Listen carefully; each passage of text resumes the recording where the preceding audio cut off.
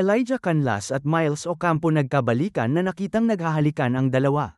Muling nagkakamabutihan sina Miles Ocampo at Elijah Canlas matapos silang mahuling magkahalikan sa isang pribadong okasyon.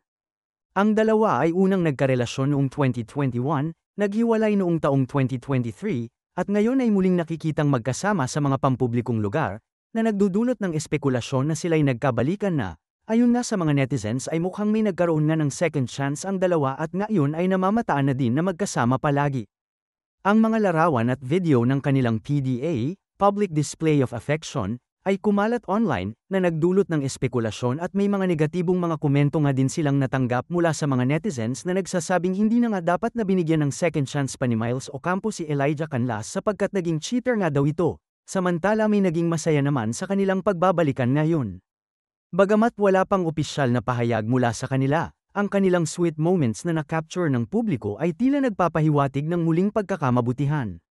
Marami sa kanilang fans ang nagpakita ng suporta sa posibilidad ng kanilang pagbabalikan, lalo na't kilala sila bilang isa sa mga sweetheart couples ng showbiz, at talagang hinangaan nga din ng kanilang relasyon na ngayon ay mayroon na namang karugtong ang naputol nilang relasyon.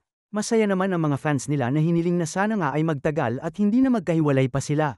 At sana tuloy-tuloy na din ang kasiyahan ni Miles ngayon. Marami sa kanilang fans ang nagpakita ng suporta sa posibilidad ng kanilang pagbabalikan, lalo na't kilala sila bilang isa sa mga sweetheart couples ng showbiz, at talagang hinangaan nga din ng kanilang relasyon na ngayon ay mayroon na namang karugtong ang naputol nilang relasyon.